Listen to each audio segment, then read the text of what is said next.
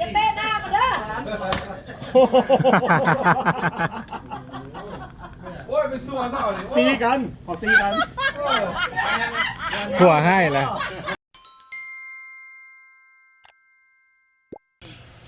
มือที่2ของการเป็นเวทเนาะกลับมาแค่เป็นได้ปลาจักโตแล้วจักบ่ตึกอย่างบ่มาตึกเวทของบ่ทันได้เห็นป่าจักโตเห็นแต่เขาตึกมาบ่ทันได้ไปเทื่อ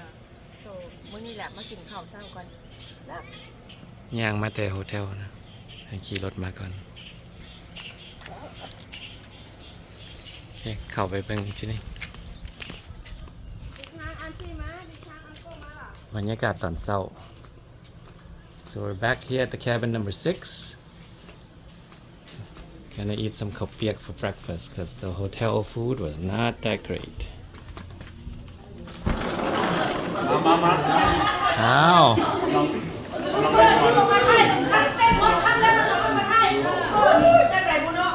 เอาบทท่ากันเว้ยโอ้นี่นะ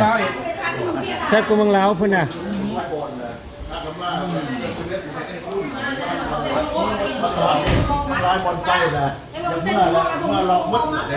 ใส่ผู้ใดเป็นผู้ขั้นเมิดสักคนเลยเนาะมีหลายฝีมือ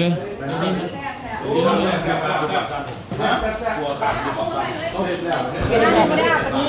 โอ้ยมันต้องอาบ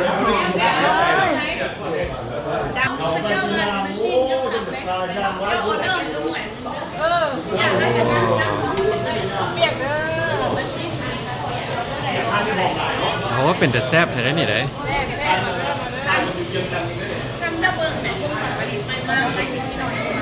แก้วมาให้รถตรงนี้เอาลูกชิ้นเสื้อให้มันอะไรเนี่ยหอมนี่นะมาเด้อทุกคนกินข้าวเปียกเศร้าน้ำกันเอาหน่อยสบายดีพูดเลยประมาณนี้เดี๋ยวออก YouTube เลยเอา YouTube ได้อยู่ตีไปบอกไปเลยการได้เก็บลมได้ไปบอกไปเลยสุภาพเป็นเด็กป่าอยู่ไปที่เป็นรถบ้านที่ก็เศร้านี่โอ้เอาออก YouTube หมดแล้ววันไปวันไม่กล่องมาเจริญเทือได้อยู่บ่ตึกป่ามาเจริญเทือจนกี่ข้านเอามือมามื้อนี้บ่ได้เป็นอะไรท้องบ่ใครท้องมาได้มันพี่จะกูนี่นะบ้านไม่กูได้พี่จะดูแลกับกูได้ปีกายดีก็มากกับกูได้บอกกันยาวมาเดือนจุ่นไปเพื่อนมาเดือนจุ่นมันเป็นไม่หลายจุ่นแล้วมันกินแล้วมันคืนแล้วมันก็มีลิ้นเลยกับผมมาเดือนจุ่นแล้วก็จะไม่กินใคร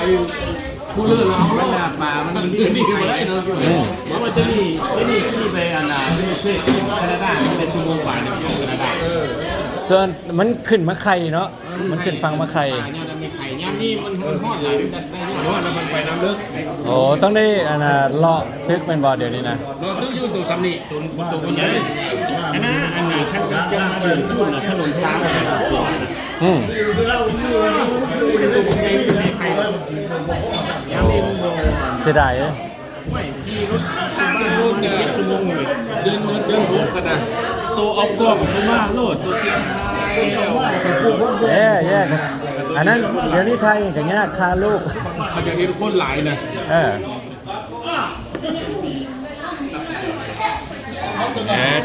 บ้านเมื่อไหร่ผู้เล่นแดงไปข้าวเปียกแน่เลยเอามาดูเงินหมดทุกคนอยู่ถนนเช้าใกล้ๆนี่ก็มาเบิ้งกับใต้ไฟยังมาเกินหอยใต้คนไหลเข้าไปอยู่แหละขนาดโอ้เป็นตะมวนก็เป็นตะมวนเพราะว่าปลายืนกินกันเมื่อคืนเลยไม่จะช่วยแต่แซ่บเลยนะ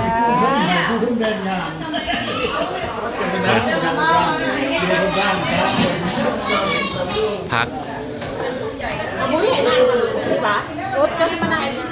มันจะมาไหนมันหอกพักมาเป็นท่ากินคนเดียวนี่คนเดียวผักท่านี่สะโพกสเปซเป็นท่าเลยนี่เนาะเบิ้งช่วยหน่อยมาเด้อ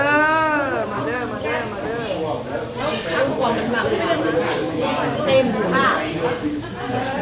ผัดโอเค เป็นนิกนางผู้ดี เอามาแต่สวนพุ่นน่ะ เสียงพูดไทยเสียงพูดไทยเด็ด The kitchen's very busy. Chicken noodle soup. อยากได้แล้วไปตักเอารถน้ำแทนต้มยำออกมาลูก Oh, I gotta see this. Wow. ผู้ใดมักกันนะ chicken feet ปีเดอร์เด้อ กินไก่นะ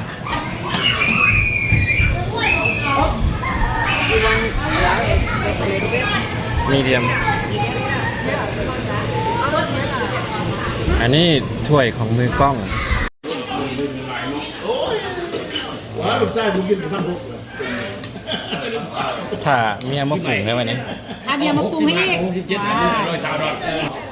มาใช้มาปรุงให้บัวเจ้านี่บัวเจ้าบ่ยอมกินเด่น โอเคแล้วละ My noodle is ready เมีมองนั่งอยู่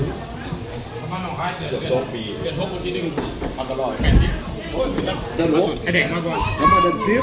ผมเปิดที่ผมมีคือแนวนี้ไรใจลูกโด่งมาเที่ยวเขาเวียงกันมิตรทงหน้าได้เคยเอาขี่รถเม่บักโม่กันเลย สั่งพูดพูด จันซูมันเริ่มตะกี้เขาไปเขาหน้า สู้ดูดูจันตังก่อน มันบอกแล้วรุ่นไอ้น้องมีแต่จันซูเนี่ยอุดมมันเป็นอุดมอยู่ซื่อ แซ่บ เป็นเอียวเยลิเซ่ เป็นลิเซ่ตัว เอ้ยตั้งใจกินก่อนวันนี้ View from above It looks like a restaurant from up here คือให้เขาวเปียกเลย ได้ก็ บอกว่าได้ยอดวิวจะบ่ได้จะได้ยอดวิวมันกินมาที่นี่กินมาค่ะต้องได้ผลพร้อม แล้วประจานเรื่องใดมันทุเรศนะเขามักคนมันโซเชียลเขามักเอากันเลยแหละ เนี่ยเอ็งของมาไทยนี่ไงวะ จ้างกัน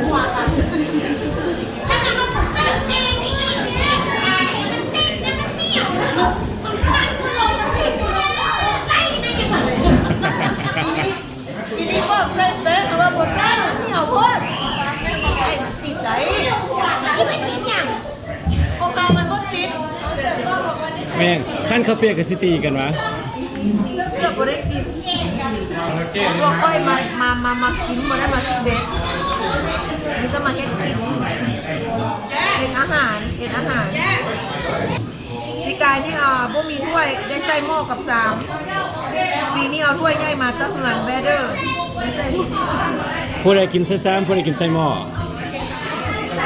มันทานมาแล้วน่าอายทำไมคนจีบเสื้อแล้วคนจีบมาเบาตัว อันนี้เส้นเป็นถ้วยที่สองแล้วเราไม่ได้กินปัจจุบันของเราดิสแตน แดกซื่อ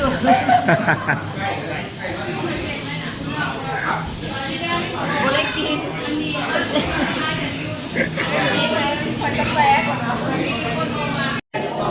โอ้ได้ละ อันนี้จะได้เหรอเดี๋ยว ได้อยู่หลังบ้านเนี่ยเลย ติดที่หลัง หลังแคบิน หลังบ้านเลยเนี่ยเฮ้ยบอยจุฬามันแล้วไปลง ฟ้าโพสเอา ขึ้นเลยมึงก่อน ผมจังว่าค่อยมาซิเป็ดซิเป็ดที่โพส จับตัวสิจับตัวสิจับตัวสิ โอ้ก็ต้องมาจับพี่น้องพี่ก็มาโอ้ไล่คุณน่ะ แมนอยู่บ่นี่พูดตึกได้เนี่ยคือมันย่านป่าแท้ ปลาดินกับญาตินั่งตึกเม็ด โอเคบอกเฮ้เข้ามาซิเป็ดคือกันเด้อถ้าเข้ามาซิเป็ดคือกันเด้อเห็นบอกอุ้ยเอาเต็มคู่เฮาน่ะแดง เอาเยื่ออย่างละ เนื้อปลาน้อยนี่ละปลาแม่นอน โอ้กินเสยก็เดียวว่าปลาว่าไรมันกินน่ะอีปิง เอาอีปิงมามันก็สิกินเท่านั้นนี่ อีปิงอันนั้นตู้นั้นให้เมื่อคืนนี่ดิอยู่กับไอ้เคน เอาได้อีกเด้อประมาณจัก5โตว กินแล้วเอาเกิดพวกกินแล้ว I think กำหนดมันเท่าไหร่บ่5-6 ตัวบ่ คือว่าหาบอกว่าหาเขาว่าตัวใหญ่ นั่งกินข้าวเปียกเขาด้วยไปตึกเบนเห็นบ่ในป่า อย่าหาว่าเด้อค่อยได้ปลาบ่อไล่ตัวหนึงเด้อพี่โ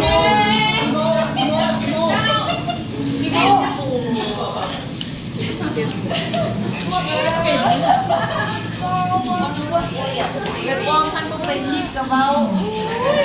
อ้ายไปได้ปลาท่องโกกับอันเสียจีเอ็นซะแล้วมันจะบันเสื้อว่ามันก็บันวะไม่พากันเมาตายมาได้ปลาจากโตมันจะกูเห็นปลาจากโตมันวะโอ้ยลืมให้ตัวเมื่อคืนเนี่ยเคนทำอุ๊ยให้ผมไปตามมาเลยเด็กก็พันต้มโตได้ก็พัน ให้ไปอ้างเหรอหลักฐาน รักฐานเขาต้องแบบเนียนเขาต้องแบบเนียนนุ่งเนียนเขาคิดไปได้เขาก็ว่าเขาคิดได้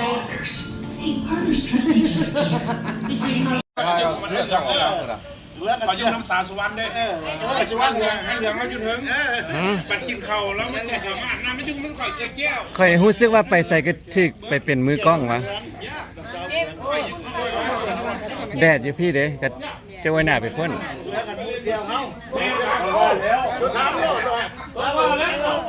บาร์บีคิวป่า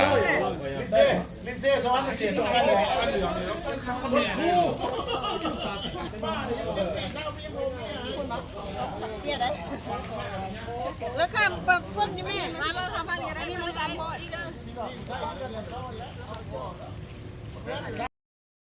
อาเอ็ดอย่างท่าโตลมกันเลยสุกก็จะยืนเรียนกันค่ะตามอามาตาม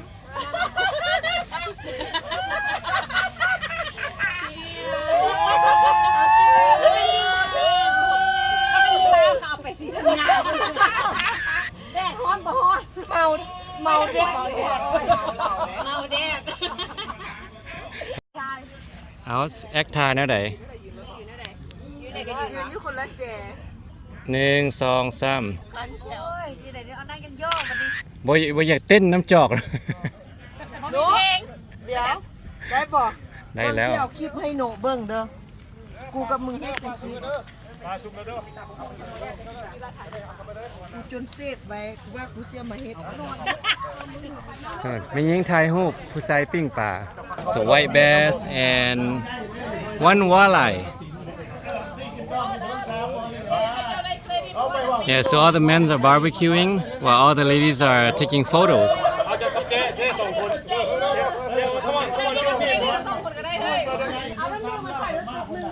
ต้องเอากระตุกเป้า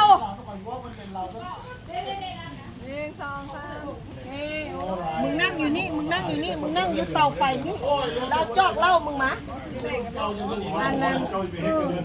ก็ป้าค่อยกับอินโนสิเฮ็ดจังซี่โอเค กูจะไปนั่งอยู่ใส่ใบ มันให้มันนั่งอยู่นี่แหละ นี่แล้วสันต้องมาท่าอยู่นี่บอก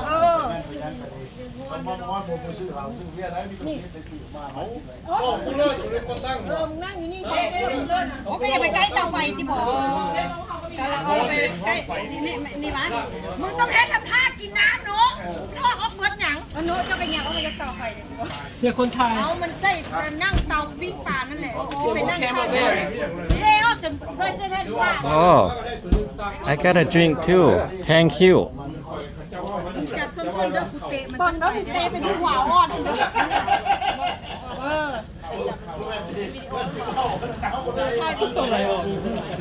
ินน้ำไหมเอาไหมเอาเนื้อเอานั่งก่อนเอานั่งมีสิ้นควายตัวที่สุดว่าตัวนึง โอเคแอคทาต่อ โอเคกินน้ำแม่กินหลายๆจับ กินคนพ่อมือ มือมันจะวางเป็นเด้อ ปิ้งจะสิใหม่ก่อนเลยนะเพื่อจินี่สิแอคทาแล้ว ที่เตะหน้าเลย ไม่จัดอะไรเลยแล้วสิเตะ ยูล่าบ่เป็น ฟาดใจกลางกันพวกเจ้าลินดีนะมีเลียนวิวโลดจะยอดวิวยาวเท่าไหร่เอาทึกหน้ากันรถน้ำมันก็ได้มีเลียนวิวโลด โอเคกูจะสอน วิดอินโฟเอามีเลียนวิว ย่างพลังอะไรอยู่เอามือจับนี่กูชิเตะจังไหนกระทืบมือมึงตัวมึงต้องกินอย่างนี้ เจ้ากระเตะดาดไปข้างนอกเดี๋ยวแม่ มาแล้วเขาเลยย่างมาเตะเลยนี่ย่างมาชิเตะเลยได้ โอเคเอาไม่คัดโอเคโอ้ they're trying to do a funny reel for Facebook เอาละเด้อเอาละเด้อก็ป้าบ้านนี่ได้รถสร้าง ลูกมันน่ะได้ลูก อย่าเตะหน้ามาเด้อ โอ้ยไปสู้กันเปล่าเนี่ย ตีกันขอตีกัน ผัวให้ละผัวให้ละ ได้เงินได้ยอดวิวหลายแล้วก็ต้องปั่นให้หมดแอคค่าเลยเด้อ ผู้ชายกัน ได้แล้วควรลงมาได้ ยอดวิวนี่ เราลงกันที่ไหนเอาไหม ยอดวิวน่ะนะ เหลือไปอย่างมึงต้อง เอาไหมเอาสิปีปีกินนี่ เอาที่เอา100 วิวเอาที่เอา1 มิลเลียนโนบ่ได้อีโนน่ะเบิ่งอ้อยมันได้แล้ว เอาไหมเอา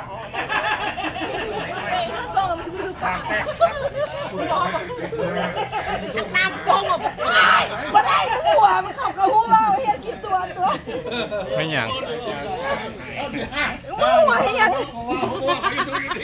โอเคก็สิเฮ็ดแบบนี้นะ ที่แซ่บแล้วไหม เด้เบิ่งเดี๋ยว เอาเขายูทูบ จากวิวละกัน นี่นะสิเฮ็ดแบบนี้นะนี่ยังไปเตะน้ำดื่มผู้ก่อนเลย ตีนกับตีนไงแต่เนาะ แล้วเขาเอาเบียร์ไปให้กันกินเบิ่งวิวไปสิ โอ้ยคอยกาบาอยู่ไปกินน้ำเตะถิ่มรถ เอาก็สิเฮ็ด ได้เรื่องยกโป้ให้ อีนี่เขาว่าไปหัวไอ้มันบ่ได้แล้ว อ่านคำว่าได้กินน้ำเตะถิ่มรถได้หน่อยในเรื่องตัวนี้ สนับสนุน สนับสนุน นะครับ น้อยเปลี่ยนใจกระโดดไอ้เก้ไปจับ อย่าสู้เตียนเบียร์ไอ้ได้บ่ได้ไหม เฮ้ยมันเปลี่ยนใจอีตโนไอ้เก้ไปจับให้มึงดูหรือว่าไอ้เก้เป็นคนหัวโบเมนเซี่ยวอันนี้เขาเอาแต่เซี่ยวอาจารย์ให้มึงนั่งหัววะเห็นบอเสื้อแมทกันนี่เจ้ามีคือค่อยบอกเอาบ่ โอ้นะป้าป้าป้าขึ้นมาเป็นเดี๋ยวจะปัดใส่ดีกว่า เขาแซงลงไปไปยืนอยู่บนไปยืนอยู่โอเคไปยืนอยู่บน Emily is having fun บ้าแล้วจะเอาพี่เดี๋ยวเอาเสียบน้ำไปก่อนแบบเสียบจุกน้ำไปเห็นบอกว่าเห็นบอกเลยแบบนี้เท่าไหร่ได้มึงจะเตะขามันเด้อ โอ้น้อย อย่าหัวได้แบบนี้นะหัวบ่ได้100 วิวล้านวิวได้เอาขาเบื้องนี้ไปนะบ่ถือ เอาคือบอกนี่ให้เราคือบอกเราให้เราเอาน้ำหวะ เนาะ ละเจ้าแขนเจ้าเฮ็ดเอาแขนยำมาหน้าอีกเลยก็ได้ใช่แหละนับ3 2 ใครละสิเป็นผู้เตะ1 2 3ไปได้กูสิเตะเลยเด้1 2เฮ้ยไอ้นี่กระยาแต่กูได้จอกไม่ได้มีสาวเบียร์อยู่ยาแต่กูได้ ย่ำเขาอยู่บ่สนใจย่ำเขาไปจังหวัดซ่อนสมแล้วละบ่ใจบ่มันดีได้หูรสชาติแล้วตีว่าเจ็บมันเป็นอย่างจังใดสมแล้วละบ่ใจบ่มันดีจังใดล่ะที่นี้ โอ้อาหารตอนแรกมื้อที่2สับพง อันนี้เอาอันนี้ไปให้พระเจ้าก็ได้นี่ พันป่าเนาะวันนี้เนาะ พันปลา โอ้ครับ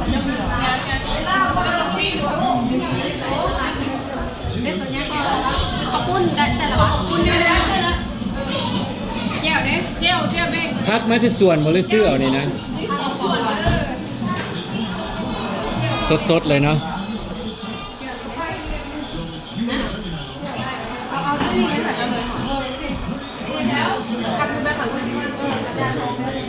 มอแต่ว่าหอ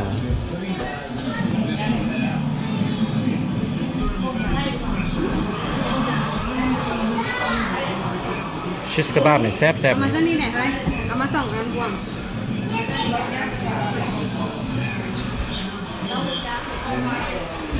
ไปเลย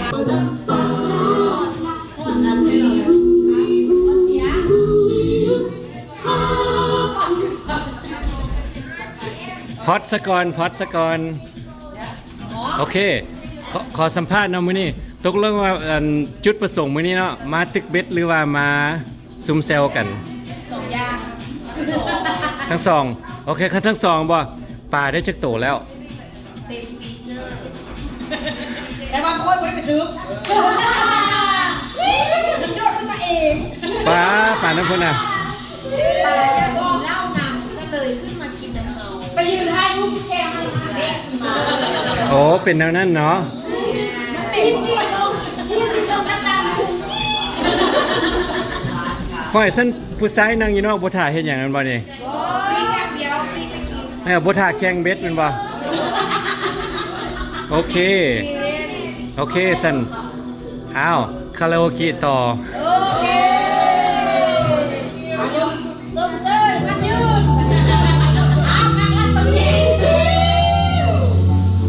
วัดสะเบิดนะมันจองเลยเฮ้ยนะยุกน้ำหอมยุกเอาตัวนี้ของใส่ด้วยแล้วด้วยกันเลยตัวนี้มันมีเม็ดเลยยายดาวเลยนะ แซ่ๆสาวๆซุ่มแซวกัน So it's a family vacation or family fishing trip / vacation. So I don't think these ladies care if they catch any fish or not.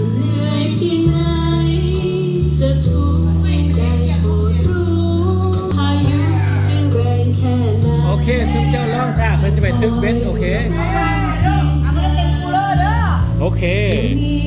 เดี๋ยวมาแจ้งไปเอาได้หมดทุกคนโอ้งานได้เอาไอออนไอตู้1 2 3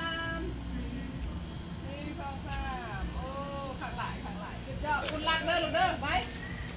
The youth fishing team.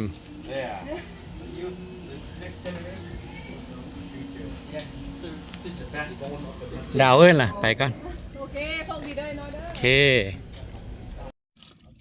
อ Okay, we're back at the lake, day 2. So far, no fish yet. It's a little bit hot, and usually the fish would bite on this end right here, and it's usually waves coming in, and yeah, nothing today. But today, there are a bunch of people on this end, and there's some fish from what I heard. Yeah, ปลามันกินฟากนี้มื้อนี้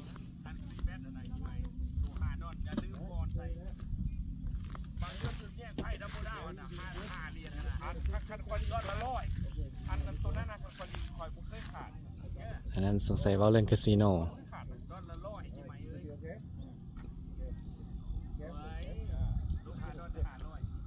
We'll see if we can catch some today. โอเค เดี๋ยวนี้ก็8 โมงแรงบรรยากาศอยู่แคมป์หนอง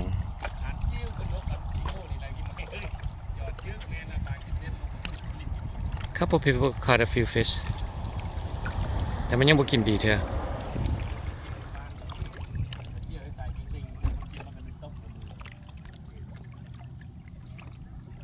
So we're hoping that a lot of people casting all at once,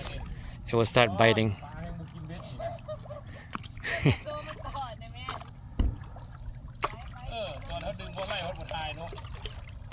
Okay, อันนั้นให้มันได้อีกเด้อล่ะสิทายเอายันกล้อง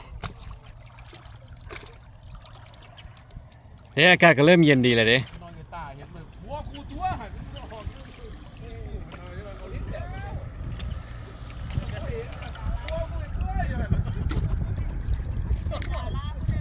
ว้าวสองพ่อลูกนี่ได้จังแม่นตัวใหญ่เนาะ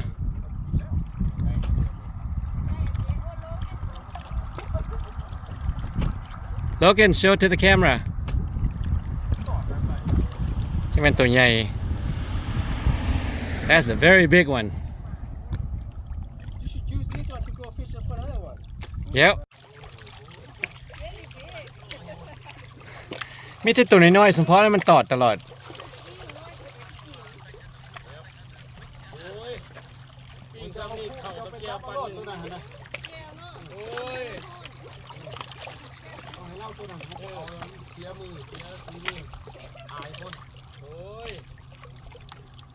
เขาปั้นหนึ่งใส่เจลแล้วก็อิ่มเลยนี่ เด้ก็ได้อยู่เด้ว่าบ่ได้ นี่เลย เคขอบใจไอ้ ทายนี่ตัวมันใหญ่เลยทายไก่ เออ ทายไก่มันตัวน้อยซื้อ I think she's not done. She just, yeah, make her happy. Yeah. That's my first fish.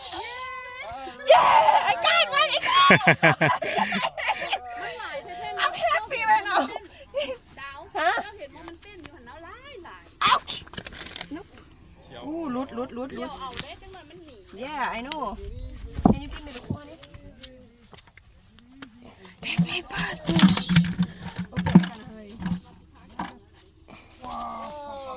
Yeah, chân cái đây là. Alright, it's biting. It's biting. กูตัวใหญ่กูน่าลายมันนี่ละน้อย Okay. Alright. I'm gonna fish while it's biting. Your first fish ever. Right? Right, you got a mustache. All right, my first fish in 20 years. Well, this is the second time here. Yeah. Second time I got one. After how many years? Over 10 years? Yes, over 10 years.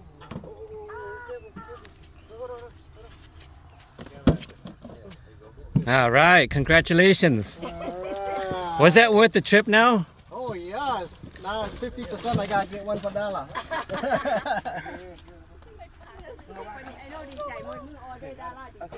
So just one, right? Now let's get more. Now you just need the limit. I gotta get the limit. Okay, I'm gonna fish too. I need a tripod for my phone. Sunset ngam.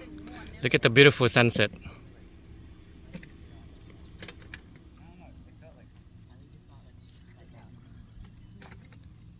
ทีมงาน fishing ดาวได้จึกโตวล่ะ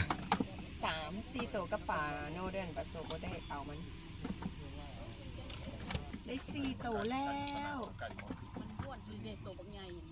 คนบ้านนอกมาอยู่ใส่กับบ้านนอกคือเก่า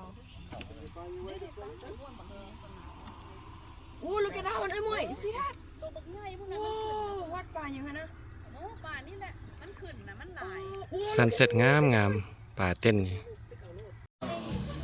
โอเคเดี๋ยวนี้ก็ได้ตึกเบ็ดมาแล้วคำ10 โมงครึ่งโอ้11 โมงเลยเนาะนี่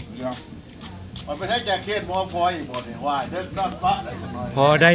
ดึงจัก5-6 ตัวนะเจ้เนาะมากินข้าววันนี้ เตรียมไปนอน กินข้าวเด็กมี